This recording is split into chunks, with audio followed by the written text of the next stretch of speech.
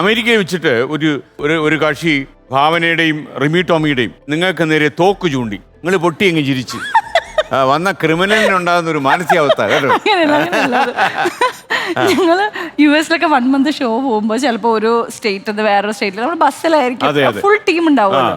അപ്പൊ നമ്മള് രാത്രി വരുമ്പോ ഉറക്കം ശരിയാവാതെ ഞങ്ങള് മൊത്തത്തിൽ കിളി പോയിരിക്കുകയാണ്. ഉറക്കം ഷോ ആണെങ്കിലും രാത്രി 12 മണി 12:30 തീരാൻ.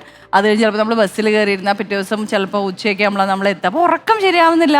ബസ്സിലായതുകൊണ്ട് ഞങ്ങളോട് സംസാരിച്ചപ്പോൾ ഉറക്കമില്ലാതെ കിളി പോയിട്ടിരിക്കുന്ന സമയത്ത് നമ്മളൊരു സ്ഥലത്ത് എന്തോ കഴിക്കാനോ അപ്പോൾ നല്ല ലേറ്റായി. കഴിക്കാനോ എന്തിനോ വാഷ്റൂം യൂസ് ചെയ്യാൻ എന്തിനോ നമ്മളവിടെ ഒരു മോള് പോലത്തെ ഒരു സ്ഥലത്ത് ഇറങ്ങിയപ്പോൾ പിന്നെ വാഷ്റൂമിൽ കയറാൻ പോകുമ്പോഴത്തേക്കും ഈ ലേഡീസ് വാഷ്റൂമിൽ ഒരാളുണ്ട്, ഒരു മെയിലുണ്ട്, ഒരാളുണ്ട്.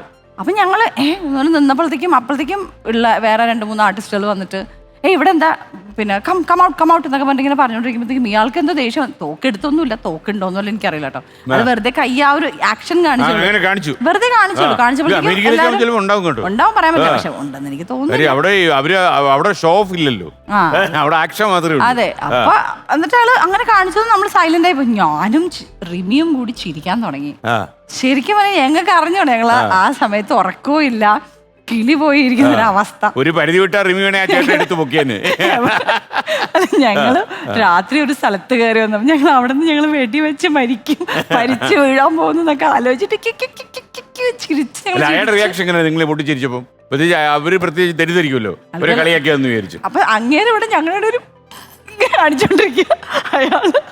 അയാള് അമേരിക്കനാന്ന് മനസ്സിലായോ? അമേരിക്കനാണ്, ഒരു ആഫ്രിക്കൻ അമേരിക്കനാണ്.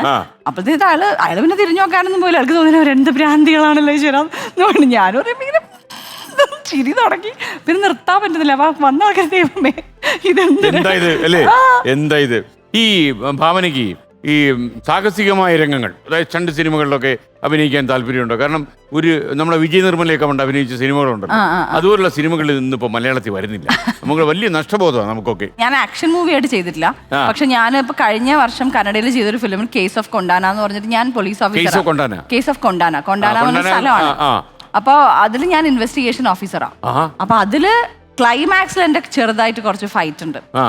അപ്പൊ അത് സമയത്ത് എനിക്ക് ഭയങ്കര ഞാൻ ഫൈറ്റ് ചെയ്താൽ ശരിയാവില്ലേ, അത് ശരിയാവില്ല, ഭയങ്കര ബോറായിരിക്കും, അങ്ങനെ ഇങ്ങനെ. മാസ്റ്റർ ഇല്ല, നമുക്ക് ഞാൻ കാണിച്ചു തരാം, അതുപോലെ ചെയ്താൽ മതി. ആ ഒരു കൊറിയോഗ്രാഫി, ഇപ്പം ഡാൻസിന് കൊറിയോഗ്രാഫി പോലെ സ്റ്റണ്ടിന് ഒരു കൊറിയോഗ്രാഫി അത് കിട്ടിക്കഴിഞ്ഞാൽ പറ്റും. ടൈമിങ്ങിൻ്റെ പ്രശ്നമുള്ളൂ. ചെയ്ത് നോക്കിയിട്ട് ഞാൻ കാണിച്ചത് ഇഷ്ടമല്ലെങ്കിൽ നമുക്കത് മാറ്റാം എന്നുള്ള പോലെ ഞാൻ അതിന്റെ ക്ലൈമാക്സ് ആക്ഷൻ ഒക്കെ ചെയ്തു. അല്ലെ ഈ ഇവിടെ തൂക്കിയിട്ടുണ്ട് അപ്പുറത്തിറക്കുന്ന പരിപാടിയല്ലോ? തൂക്കിയിട്ടുണ്ട് അപ്പുറത്തിറക്കുന്ന പരിപാടി ഞാൻ ഫൈറ്റിനല്ല, അല്ലാതെ ഞാൻ ചെയ്തിട്ടുണ്ട്. എന്നെ ഒരു വില്ലന്മാര് കൊല്ലുന്ന ഒരു ബച്ചൻ എന്ന് പറഞ്ഞൊരു കന്നഡ ഫിലിമിൽ എന്നെ ഒരു സ്ഥലത്തുനിന്ന് തള്ളി താഴെ ഇട്ട് ജീവനോടെ കുഴിച്ചു മൂടും, അങ്ങനെ ഒരു സീൻ ഉണ്ടായിരുന്നു.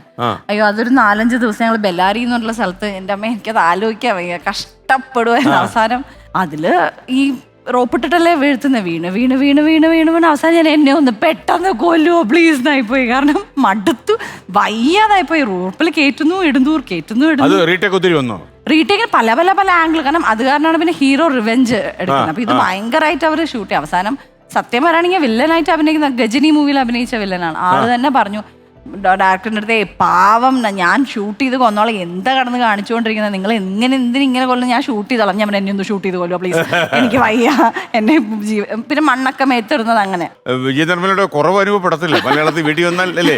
അപ്പൊ ഈ സാഗർ ഏലിയാസ് ജാക്കിയില് ഇത് ഒരു ചാട്ടം ഉണ്ടല്ലോ, അത് കുറച്ച് സാഹസിക ചാട്ടമായിരുന്നു. ഈ ഡാൻസ് പഠിച്ചോണ്ട് അങ്ങനെയൊക്കെ ചില ഗുണമുണ്ടല്ലേ? അത് ഞാൻ ഒരു കൈ കൊണ്ട് നമ്മൾ സ്ട്രെങ്ത് എടുത്തിട്ട് 2 കാലും ഇങ്ങനെയാക്കി ചാടണം. എനിക്ക് നല്ല പേടിയുണ്ടായിരുന്നു. എനിക്ക് കൈയിനൊന്നും അധികം സ്ട്രെങ്ത് ഇല്ല, എനിക്ക് പേടിയാ.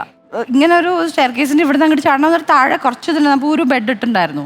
അങ്ങനെ അപ്പൊ കാല് ഇങ്ങനെ ഇത് വേണം എന്നുള്ള ഒരു ഇതില്ല. അപ്പൊ അന്ന് എനിക്ക് പേടിയുണ്ടായിരുന്നു. ഞാൻ അയ്യോ അങ്ങനെ ചാടുമ്പോൾ എന്റെ കൈ എനിക്ക് പേടിയുണ്ടാകാൻ. പക്ഷെ എല്ലാവരും കൂടി അങ്ങ് മോട്ടിവേറ്റ് ചെയ്ത് അപ്പൊ ഞാനൊന്ന് നിനക്ക് പറ്റും അല്ലേ, അപ്പൊ ഞാനൊന്ന് ഓക്കെ എന്നാ കാണിച്ചേക്കാം എന്ന് പറഞ്ഞ് ഞാന് എന്തായാലും ചെയ്യാൻ പറ്റും. കാണുമ്പോ ഒരു സുഖമുണ്ട്, കാണുമ്പോ കൊള്ളാലോ എന്നുള്ളൊരു സാധനമുണ്ട്. അല്ല, ഈ ഭാവന ചെയ്ത പടത്തില് ഈ സീനിൽ ചെയ്തതിനേക്കാളും ഭയങ്കരമായിട്ട് ആൾ അപ്രീഷിയേറ്റ് ചെയ്ത സിനിമയിലെ രംഗമാണ് ജയരാജാന്റെ ദൈവനാമത്തിൽ എന്നുള്ള സിനിമ ചെയ്യുമ്പോൾ ഞാൻ അതിന്റെ അത്രയ്ക്ക് ഒരു സീരിയസ്നെസ് ഒന്നും ഉൾക്കൊണ്ടിട്ടൊന്നും അല്ല ചെയ്തത്. ബിക്കോസ് അന്നും ഐ വാസ് ടു യങ്. അങ്ങനെ ഒരു സിറ്റുവേഷനിൽ നിന്ന് കല്യാണം കഴിച്ചു പോകുന്ന ഒരു പെൺകുട്ടി എന്നുള്ള രീതിയിലൊന്നും ഞാൻ അത്രയ്ക്കൊന്നും ആലോചിച്ചിട്ടല്ല. ഞാൻ സാറ് പറഞ്ഞത് അതുപോലെ ചെയ്തു എന്ന് മാത്രം. പക്ഷെ അത് സ്ക്രീനിൽ വന്നതിന് ശേഷം എനിക്ക് പ്രതീക്ഷിക്കാത്ത ഒരു അഭിപ്രായങ്ങളും റിവ്യൂസും ഒക്കെ ആയിരുന്നു. അപ്പൊ എനിക്ക് ഭയങ്കര ഒരു സന്തോഷം തോന്നി. കാരണം നമ്മൾ അങ്ങനെ പ്ലാൻ ചെയ്തിട്ട് ഇത് നന്നാക്കി ഞാൻ അങ്ങനെ ചെയ്യും അങ്ങനെയൊന്നും അല്ല. ഞാൻ സാറ് പറയുന്നത് അതുപോലെ ചെയ്തു എന്നല്ലാതെ ഞാൻ ഇങ്ങനത്തെ ഒരു സിറ്റുവേഷനിൽ ഇങ്ങനെ ഒരു ഫാമിലി ഇങ്ങനത്തെ ഒരു കുട്ടി ഇത്രയും അങ്ങായിട്ട് കല്യാണം കഴിച്ചു പോകുന്നു അത് കഴിഞ്ഞാൽ അവളുടെ ലൈഫിൽ അങ്ങനെയൊന്നും ആ സമയത്ത് ആലോചിക്കാനുള്ള ഒരു മെന്റൽ കപ്പാസിറ്റിയും ഇല്ല. അതുകൊണ്ട് ഞാൻ അത് ഒരു റോള് പോലെ കണ്ട് ജയറാജ് സാർ പറയുന്ന പോലെ തന്നെ ചെയ്താണ്. പക്ഷെ അത് വന്നപ്പോൾ എനിക്കും ഒരു സെൽഫ് സാറ്റിസ്ഫാക്ഷൻ എന്ന് പറഞ്ഞൊരു സാധനം ചെറുതായി.